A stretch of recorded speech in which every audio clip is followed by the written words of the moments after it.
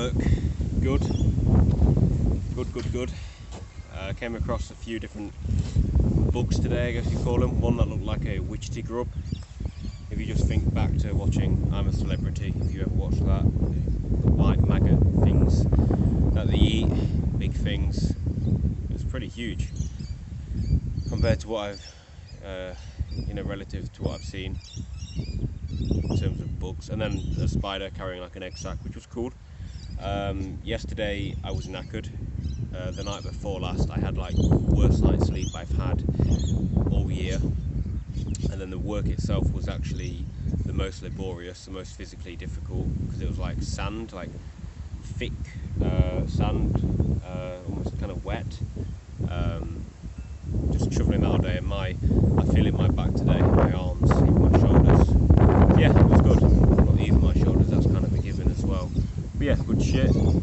One thing I forgot to mention the other day when I was talking about Norway is I actually booked a ferry. I was looking at prices because I spent some time estimating the total price of the Norway trip, which, given I go like 5 days on a campsite at like €15 to €20 a night, in total, including food, a flight there, I think I included a flight back as well, including all the ferries, was like £880 for 50 days in Norway, which worked out to be like £14.50 around that a day. And that was like cheap food as well. That was like, I don't know, a £4 or £5 on food a day. And then that includes all going down the coast, doing all the nice islands on the ferries. So yeah, that's, for Norway, dirt cheap, given I do wild camp pretty much all of it.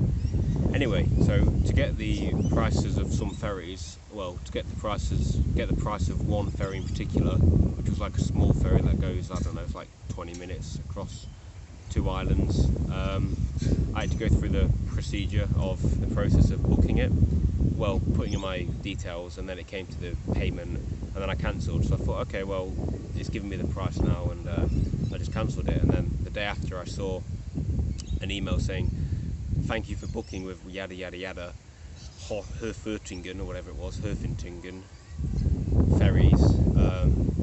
Here's a confirmation, time and date for your ferry. I was like, what the fuck? Then they gave me bank details to send the money to. So I sent it. It's that, if you change your mind, send an email to this email address. So I did that, and a guy personally responded to me, because it's not exactly the most advanced in terms of technology. It's not automated. So that was interesting. But yeah, and then the Scotland trip should cost me, I think it was like 1.2k, 1.3k, which includes all the gear, and that's like £900 worth of gear, £500 bike, front and back panniers, bike computer, a compact camera, and obviously all that stuff I'll use for Norway as well. So yeah, and then after all of that, including having £4 invested, by the end of Norway I should have around 5k, so 9k including the investments, which is a decent amount. And then Elliot yesterday sent me a video about basically just some bird who fucked off into the middle of Sweden and built a house, built a life up.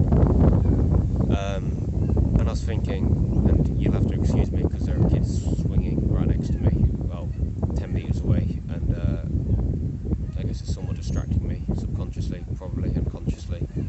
Anyway, and yeah, I don't know, I was talking to Nico last night, and I was thinking like I wasn't able to sustainably pursue my web development stuff, and I think I ascribe that partially to my environment, in that I wasn't in the most auspicious environment, in a hostel, in a city, and I realised that one of my biggest insecurities is feeling I need to be perfect. I feel like I need to be perfect, and I should always be learning fast and on the ball with everything. Like a couple of days ago, Nico said something in Swedish, which is a similar language to Norwegian, and I've been learning Norwegian, I don't know, 10-15 minutes a day for the last 3-4 days, and I've actually been enjoying it, and I'm not actually feeling bad for not knowing it first time, and which is good. It's not like it's not so much I'm forcing myself to do it, because when I don't enjoy it, I'm actually kind of enjoying it anyway. And he said to me something in Swedish, and I said, what? And he says, you should know what that means. Probably, semi-jokingly or jokingly, completely jokingly, saying you should know what that means. Yeah, jokingly. And then I just said, I don't know what I said, but I rebuked in, like, I don't know, you're an asshole, or I said something exaggerated, but obviously showing that I was offended. And Nico said, oh, you're so easily offended. And I was just like, and I said something pretty much like, you do come out with some shit sometimes. And I was actually, offended. He provoked a reaction from me. He provoked a reaction, because he said, oh, you should know that, as a joke.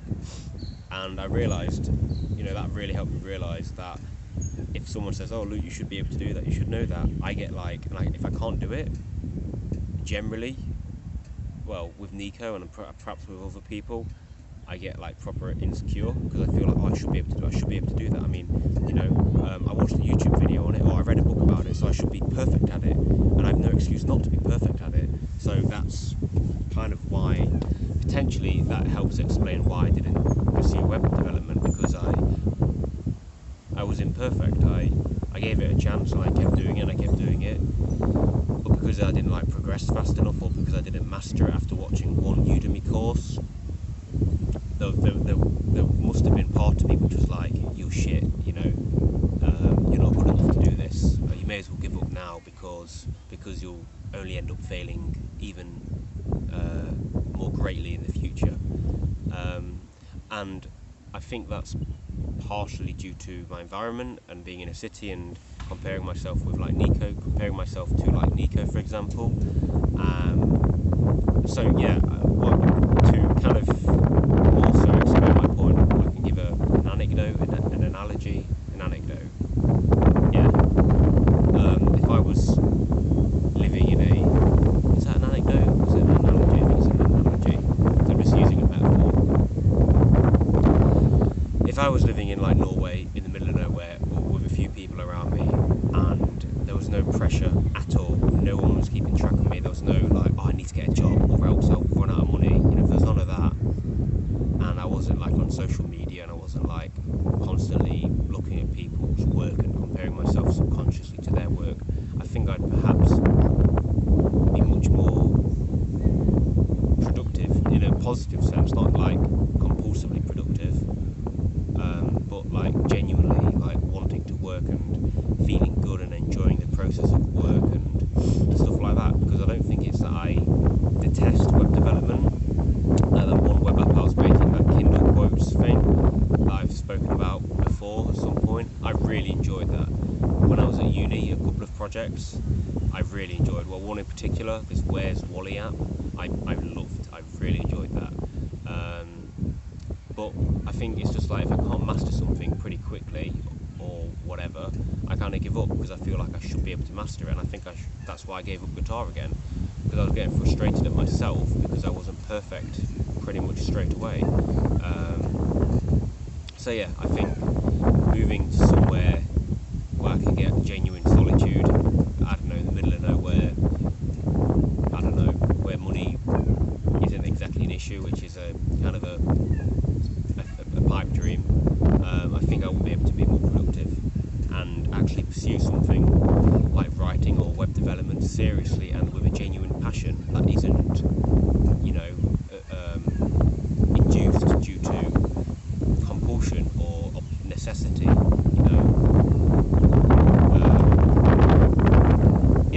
And she also said, this girl in this Sweden video, she said that she was more creative than ever before when she was just alone in solitude, and I can believe that, for me anyway, if I was just in a really nice natural environment around hills and, I don't know, snow and just beauty, unhindered by civilization and, land